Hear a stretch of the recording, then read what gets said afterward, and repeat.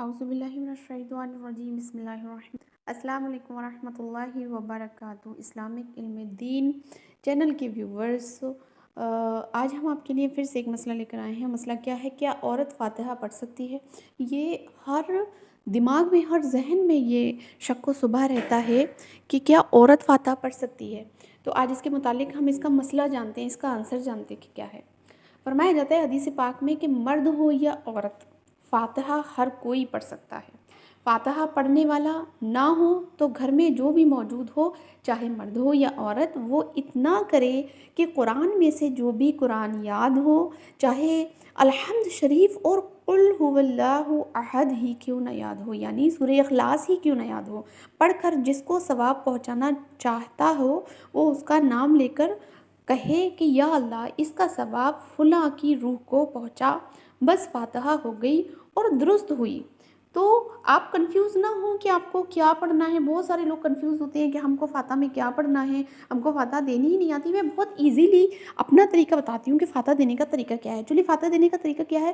ہمیں اعوذ پڑھنا ہے، بسم اللہ پڑھنا ہے، پھر ہمیں کیا پڑھنا ہے؟ الحمد شریف یعنی سورہ فاتحہ پڑھنی ہے، 3 مرتبہ ہمیں کل پڑھنا ہے، اور ہمیں ایک ایک مرتبہ تینوں کل پڑھنا ہے۔ مطلب اتنا تو اوبویسلی ہر کسی کو یاد ہوتا ہے، تو ہم اتنا تو پڑھ ہی سکتے ہیں، تو ہمیں یہ پڑھنا ہے۔ اس کے بعد ہم چاہیں تو ہم الف لام میم کی صورت بھی جو کہ قرآن کے پہلے پارے میں ہے وہ بھی پڑھ سکتے ہیں۔ ہمیں آیت الکرسی پڑھنا ہے، وہ بھی ہم پڑھ سکتے ہیں۔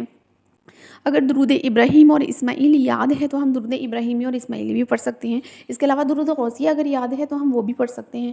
تو یہ سب پڑھ کر اب ہمیں آگے پیچھے درود شریف بھی لگانا ہے، اور یہ سب پڑھ کر ہم ایسا کہیں کہ یا اللہ پاک، میں نے جو کچھ بھی پڑھا اس کا ایصال ثواب میں پہلے حضور کی بارگاہ میں عرض کرتی ہوں، حضور کی روح مقدسہ کو پہنچاتی ہوں، اور اس کے بعد جس کو بھی آپ نے پہنچانا ہے اس کی روح کو ایصال ثواب کرتے ہیں۔ بس بہت ایزیلی ہے اور آپ کی فاتحہ ہو جائے گی۔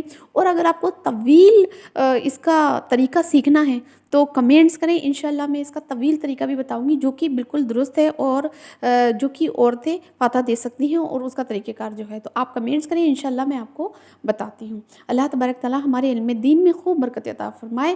السلام علیکم ورحمۃ اللہ وبرکاتہ۔